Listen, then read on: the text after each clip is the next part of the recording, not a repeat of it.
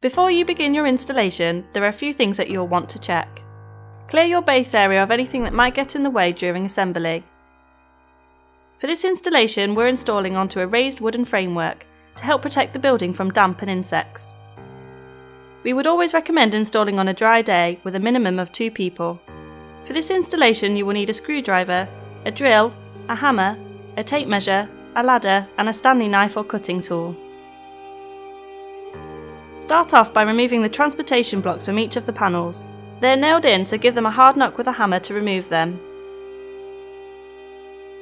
Place the floor panel down onto your base, making sure that the bearers are flush with the edge. You should fit the door first so that you can make sure the hinges are level. Line it up flush with the frame and place the hinges at the top, middle and bottom so they line up with the framing nails. Pre-drill through each of the screw holes to prevent the timber from splitting, and then secure each hinge in place using the 30mm screws provided. Repeat this for all 3 hinges. Make sure to pre-drill all screw holes throughout this installation. To begin the main part of construction, start with the rear gable and one of the sides to form an L-shaped join. Align the panels at the corners so that the framing pieces butt up against each other and the bottom framing sits flat on the edge of the floor. Screw the panels at the top, middle and bottom of the framing with screws. You can now bring in the other side panels and repeat this for the corner framing. With the back and sides installed, you can now bring in the front gable. Secure it at the top, middle and bottom of each side with 50mm screws. Once all the walls are up, it's time to work on the roof. Starting with the ridge bar, line up an L bracket at each end and secure with screws before affixing between the 2 gables. Screw through the bracket and secure it at each end. With the ridge bar installed, the next step is the roof boards themselves. Place the panels flat on the ground. Slide an eaves frame under one edge and secure with screws. Repeat this for the 2 frames on each panel.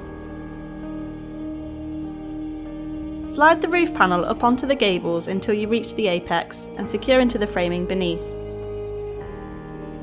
This will create an overhang for your felt. Repeat this for the other panel.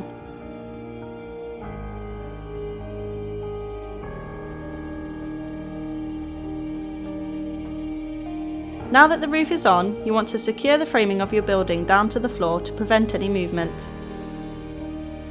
With the felt, either measure the length of your roof with a tape measure, or as we've done here, you can roll it out along the length of your building and cut to size. Use a Stanley knife or cutting tool to cut the felt for a nice clean finish. For this building, you will need 2 strips of equal length as well as the capping felt. Roll the felt out along the roof and position it so that you will have at least 2-inch overhang on all sides.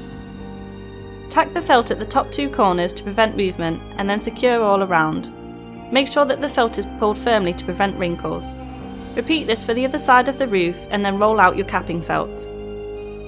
This should overlap the 2 pieces and then can be tacked along the length of the roof on either side.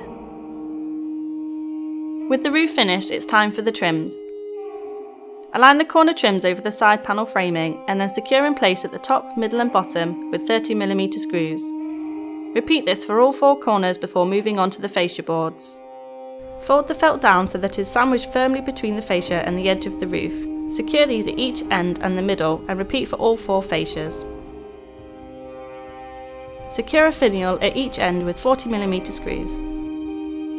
Don't worry if some felt hangs under your fascias, this can simply be cut away using a knife.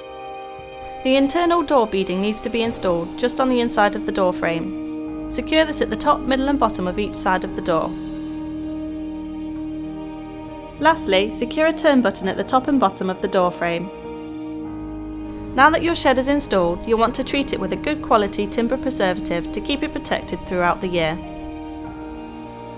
For more installations, please check out the other videos on our channel.